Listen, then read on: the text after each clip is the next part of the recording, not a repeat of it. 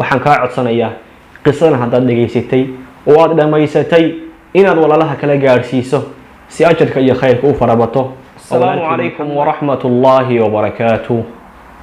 qisadan waxaa soo naqlinaya sheekhaynii weynaa sheekh cabdilkariim xasan xoosh xafidahu allahu tacaala. waxaan rajaynayaa aniga iyo adigaba in ay qisadani noqoto mid aynu ku cibro qaadanno oo aynu ilaahay subxaanahu wa tacaala agtiisa ugu dhowaanno una soo laabano rabbigeen subxaanahu wa tacaala. sheekh cabdilkariim xasan xoosh oo aniga sheekhaygiiya wuxuu ka waramayaa qiso dhex martay oo ugu sheekeeyey nin dictooraay. wuxuu yidhi ninkaa dictoorkaahi maalin maalmaha ka mida ayaa ninbaa wuxuu ii keenay buu yidhi walaalkii oo ka yar. dictoorkii ayaa odhanaya maalin maalmaha ka mida ayaa ninbaa wuxuu ii keenay walaalkii oo ka yar oo xanuunsanayo bukaana ayuu ii keenay. wuxuu yidhi waxaan bilaabay inaan wiilkii baadho xanuunka hayo si aan u ogaado. wuxuu yidhi baadhitaankii markaan sameeyey waxaa ii soo baxday xanuunka wiilkan hayaa inuu yahay xanuun aada iyo aada u halisa oo inta badan aan laga bogsoonin.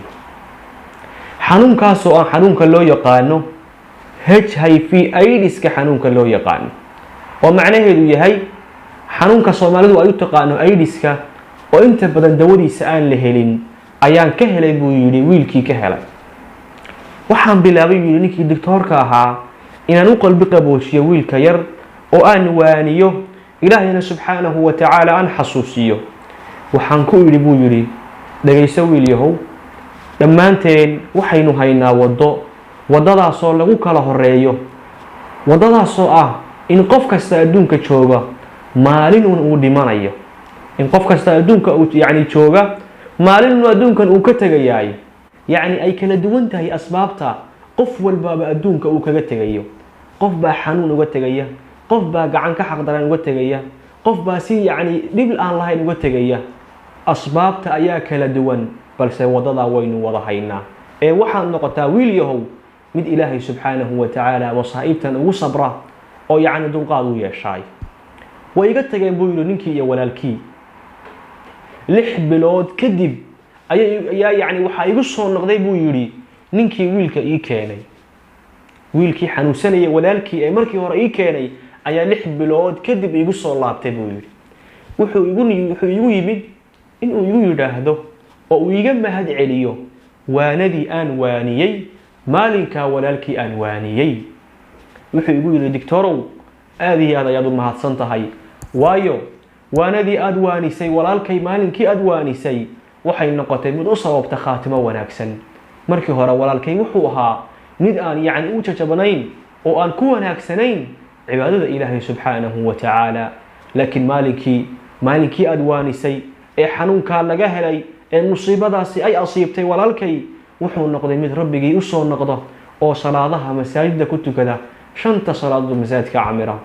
walaalkay waxay geeridu u timid isagoo salaadii maqrib masaajidka ku tukaday, salaadii cishana sugaya. salaadii maqrib iyo salaadii cisho dhexdooda ayaa malakul mowtka u yimid isagoo salaadii maqrib tukaday, salaadii cishana sugaya. allahu akbar. musiibada yarkaa haleeshay, xanuunka yarkaa ku dhacay wuxuu u sababay mid ilaahay subxaanahu wa tacaala u soo noqda inuu noqdo mid ku sabra imtixaanka ilaahay subxaanahu wa tacaala uu imtixaamayo. shaykhulislaam ibnu taymiya wuxuu odhan jiray almasaa'ibu nicma. masaa'ibtu waa nimco. marka dhowr waji laga eego musiibada qofka ku dhacaysaay nimco ayay u noqotaay.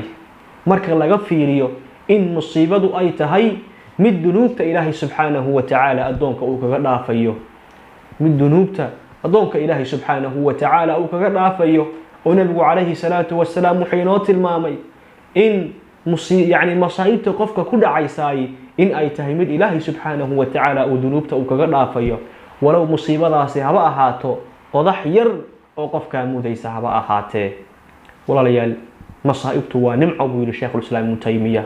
waxay nimco u tahay addoonku marka musiibadu ay ku dhacdo hadduu noqdo mid ku adkaysta oo ku sabra musiibada ilaahay subxaanahu wa tacaala daraadii ugu sabraay, nimco ayay u noqonaysaa. masaa'ibtu waa nimco buu yidhi shaykhulislaam ibnu taymiya. waxay nimco u tahay marka adoonku uu noqdo marka musiibo yani ay ku dhacdo oo la imtixaano mid rabbigii u soo noqda oo ilaahay subxaanahu wa tacaala u toobad keena.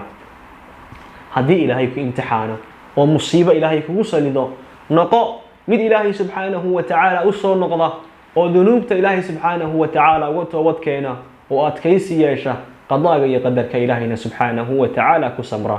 waxaan kaa codsanayaa qisadan haddaad dhegaysatay oo aad dhammaysatay inaad walaalaha kala gaadhsiiso si ajarka iyo khayrka u farabato.